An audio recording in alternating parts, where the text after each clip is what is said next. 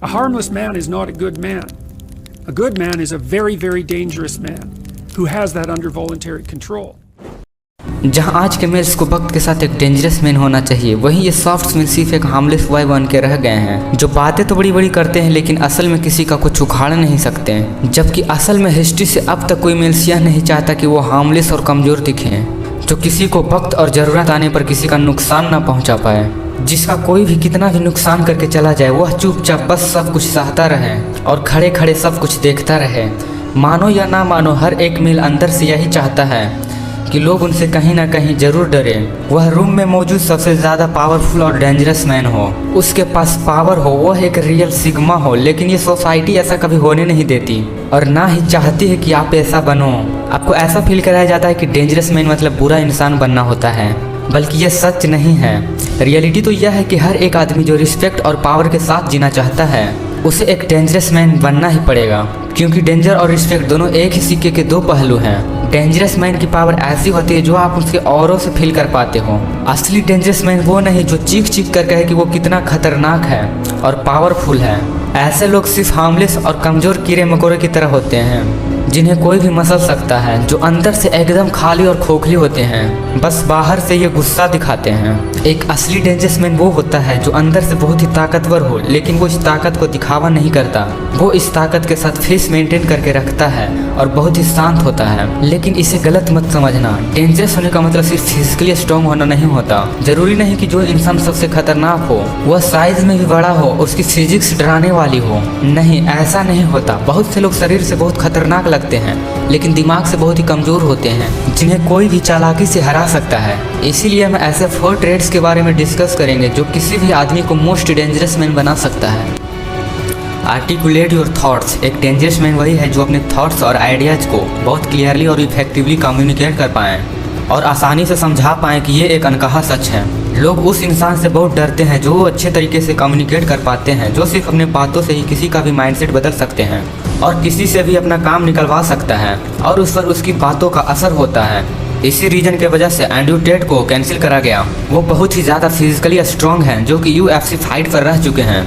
उसके पास बहुत सारा पैसा है, लेकिन कोई उसके मुक्के या उसके पैसे की पावर से इतना नहीं डरते जितना उसके बोले हुए वर्ड्स और बातों से ही डर जाते हैं।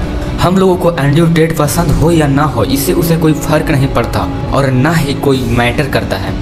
लेकिन इस बात से हम सभी एग्री करेंगे कि अगर वो किसी रूम में है तो कोई उससे भिड़ने से पहले 10 बार सोचेंगे। फिजिकली नहीं बल्कि डिबेट करने के लिए भी वो जिस हिसाब से अपने थॉट्स और आइडियाज़ को अपने वर्ड से प्रेजेंट करते हैं तो बड़े से बड़े लोग चुप हो जाते हैं। उसकी यही क्वालिटी उसे एक डेंजरस मैन बनाती है। यही बात आप जॉर्डन पीटरसन से भी नोटिस कर सकते हैं कि कैसे अपने बातों पर टिके रहते हैं कि उनके बिलीफ्स को कोई कितना भी चेंज करे वो टच से मस नहीं होते हैं और अपने थॉट्स और आइडियाज़ को ऐसे आर्टिक के सामने वाला ही उनसे हार मानकर चला जाता है। Power to influence. एक डेंजरस मैन के पास ये पावर होती है कि वह जब चाहे तब लोगों को अपनी बात के लिए राजी करा दे।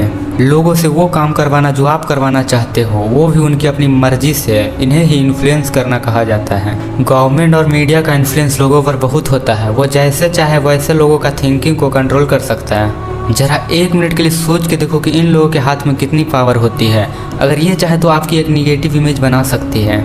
ये रेगुलर लोगों को इन्फ्लुएंस करके आपको बहुत बुरा बना सकता है। वही ये चाहे तो रातों रात आपको इतना अच्छा बना सकता है कि लाखों करोड़ों की भीड़ आपकी फैन हो जाएगी। जब आप लोगों को इन्फ्लुएंस करके लोगों को अपने साथ जोड़ सकते हो तो आपके पास वो पावर है जिसका यूज करके पहले के टाइम पर लोग बड़ी बड़ी आर्मी बना लेते थे। चाहे आदमी कितना ही खतरनाक क्यों ना हो, वो और ज़्यादा डेंजरस तब हो जाते हैं जब उनके साथ और ज़्यादा लोग जुड़ जाते हैं। वो उसकी हर बात मानते हैं और हर सिचुएशन में उसकी मदद करते हैं। अपने थॉट्स को सही से आर्टिकुलेट करने से आप लोगों को इन्फ्लुएंस करके आप अपनी साइड ला सकते हो, जो हर लड़ाई में वो आपके लिए आपके वॉरियर की तरह काम करते हैं। आप सिंगल तो खतरनाक थे ही, बट एक आर्मी के आ जाने से आप अनस्टॉपेबल भी हो जाते हो। एज अ मैन सोसाइटी में आपका इन्फ्लुएंस होना चाहिए। इनविजिबिलिटी। बहुत से लोगों को अपनी लाइफ सोशल मीडिया पर दिखाने का बहुत शौक होता है, लेकिन अगर आपका प्राइवेट अकाउंट है सिर्फ अपनी फैमिली या फ्रेंड्स के साथ, या फिर आप कोई बिजनेस रन कर रहे हो जिससे आपको पैसा आए तो ठीक है, लेकिन अगर नहीं, आप सिर्फ लोगों के अप्रूवल के लिए या फिर यह दिखाने के लिए कि आप लाइफ में कितना अच्छा कर रहे हो इसलिए सोशल मीडिया यूज करते हो, तो आप अपने आप को एक वनरेबल सिचुएशन में डाल रहे हो। क्योंकि एक डेंजर मैन कभी भी अपने बारे में किसी को पता लगने नहीं देता। स्पेशली आपकी पर्सनल लाइफ के बारे में लोगों के पास जितना ज़्यादा इन्फॉर्मेशन होगा उतना ही ज़्यादा चांस है कि आपके बारे में उस सारी नॉलेज का यूज करके वो आपके अगेंस्ट कभी ना कभी यूज करेंगे। क्योंकि जितना ज़्यादा आपको एक इंसान के बारे में पता होता है उसे कंट्रोल करना उतना ही ज़्यादा आसान हो जाता है। अगर आपको इसका रियलाइजेशन अभी तक नहीं है तो आप गूगल, फेसबुक या ट्विटर पर सर्च कर सकते हो।